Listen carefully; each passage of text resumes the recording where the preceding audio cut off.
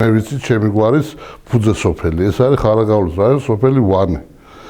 იქიდან ავარ ტაბადაძეები და აი ვანიდან მე გადავიდა ზოგი საჩხერის, ზოგი ჭიათურაში, ზოგი ზესტაფონის, ზოგი ხაშური და ჩემი ბაბუის ბაბუა ჩამოსულია ხაშურის რაიონის სოფელ ჩუმათელეთში, იქვია რა პრინციპში ქართლის ბოლო სოფელია.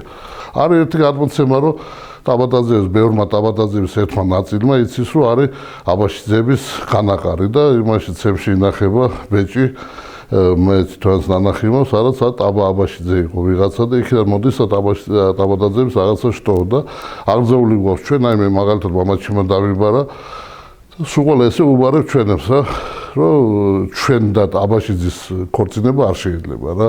დავიბადე რუსთავში, ძველ რუსთავში, საბჭოს ქუჩაზე.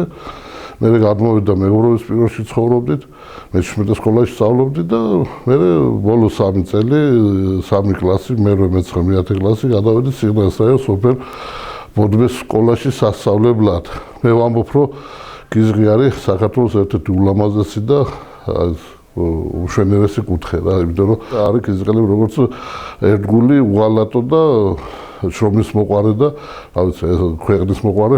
გავაბარე უნივერსიტეტში ვარ პროფესიით ინჟინერ გეოფიზიკოსი უნივერსიტეტი დავამთავრე. მე თვითონ გეოფიზიკოსი ვარ, მეუღლე მათემატიკოსია და აი ეს ორივე ცოდნის მოყვარეს მე 5 სული გარდაიცვალა ოჯახში, თითქმის 60 წლისავე, თვითონ მეუღლესა ჯანმრთელობის პრობლემა ჰქონდა და როგორ გავაჩერე სიკვდილიანობა, ვერ გავიგე მეთქი უფალს ვთხარი და რა ვიცი, თუ მეუღლის გადამერჩინე მეთქი და გემსახურები მეთქი და ის მე ვემსახურებ. აი როგორ ვემსახურებ, ეს უკვე ხალხმა უნდა გადაწყვეტოს და არა ჩემი გადასაწყვეტია რა. საქართველოს პირველი 13 ასული მამის ეკლესია გავუკეთეთ ყველაფერი 13 ასულს, დაუჯდომელი არ იყო, პარაკლისი არ იყო, გამოვეცით, ხატები გავაკეთეთ, იმის რა ქვია, დიდი ხატი იცით, ტაძარში კიდია, ანალოგიის ხატი, მოვერცხლილი ხატი, კარედი. აი რაც კი 13 ასულს უნდა და იმასაც კი ვიტყვი, რომ კალენდარში ყველა 13-ის ცალკე ხსენება არ იყო და ამ 13 ასული მამის რა ქვია, ეკლესიის გახსნის მერე აი რო გადახედოთ კალენდარს, საეკლესიო კალენდარს უკვე მე თანთან გაჩნდა სულ ცალ-ცალკე ხსენება. ყოველ ბარძიმში ვიხსენებ გოგოლაურების ოჯახს, იმიტომ რომ ხავდან ლეილას და ღმერთმა აცხონოს ალექსი გოგოლაურის სული. აი მაგათი დახმარებით მოვედით აქ. მე შემდეგ თავისთავად მივმართეთ იმას ქალაქის მერს მერაბი გვერდში დავიდგა ყველანაირად და აი როცა თანხმობა გვითხრა და ხავდან ლეილამ გვაჩვენა რომ აი ეს ოთახები იმავს. ხმიდან ხო 13 ასურელი და მე-13 დღეს წირვა დავაკეთეთ რა. როუბნებს უყალა იღიმება რომ არ ბიჭო დავაკეთეთ აგერად ცოცხალი და ღმერთმა აცხონოს. მურმანი იყო კალადაძე, გარდაიცვალა მეუღლესთან ერთად გორგასლის ძველი როლი იყო ლიანა და მურმანი. აი მურმანი დღე და ღამე აქ იყო რა.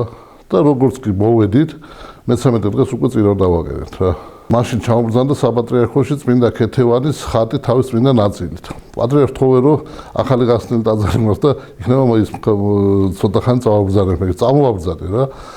კაიხანი იყო ყოველდღე პარაკლისს ვხდიდი და ესეთი რაღაცა ხდება საპატრიარქოში, რომ დავიწყდათ იმას არ არის წამზადებული ხატი. მეც იქ ავდგივარ და ვიღაცამ თქვა რომ წმინდა ქეთევანის ხატიაო სადღაცო და რომ ჩავ ნეტა სად არისო რა.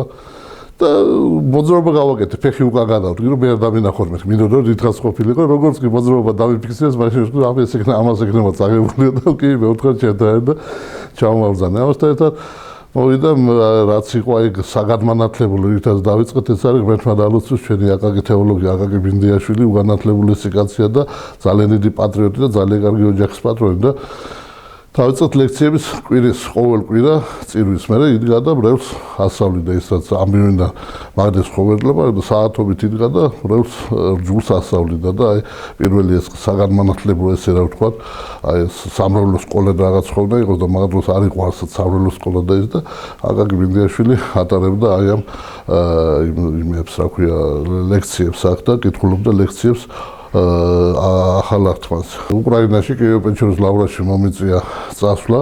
მე უფი ათანასემ სურათი ისინი მაშინ ვლადიმერი იყო ცოცხალი მიტროპოლიტი კიევისა და იცნობდა მას და წერილები გამატანა წმინდა ნაწილები ჩავაბრძანე მაშინ 12 წმინდა ნაწილი კიევო-პეჩორის ლავრის მამებისა. იქიდან დაიწყო და იქიდან აი ახლა დაახლოებით 100-მდე წმინდა ნაწილი აქვს ეკლესიას რა თავის ანაწილეს გაკეთებული და თავისი ეს სიწმინდეების ჩაბრძანებული გამომგოსმა დღესაც ჯვართამაღლების ჯვრის თაყვანისმცემლის დღე იყო და ჯვრის ნაწილიც გილოს აი უფალი რომელ ჯვარზეც აწამეს რა.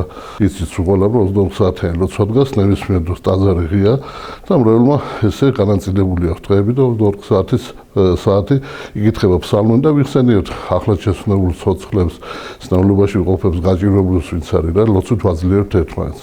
გაუმცემლობა გავაკეთეთ რა ეხლა მე ვამაყოფი ვინთაც რომ ერთ-ერთი საუკეთესო გაუმცემლობა საქართველოში და რაღაც წიგნას მე წვალობთ აი მე ჩემი მეუღლე მამა იაკობი ჩვენი ჩიჩილიძე რუსთავის რედაქტორია და ვიცი არც ისე ცუდი წიგნები არ გამოვხლია ცუდ წიგნებს არ უშვებთ რა 60 წლის განმავლობაში ვინც ვრევლი გარდამეცვალა ყოველდღე პანაშვიდს უხდი რა დოქტორანტურაში სწავლობ დისერტაცია მზათამავს თითქმის და ალბათ თუ მომთვაინება ამ წელიწადს დავიცავთ ამ იმასაც რა ქვია დისერტაციასაც მადლობა უფალს მადლობა ამ ხალხს და ისე მადლობა თქვენ ამ ყველაფრისთვის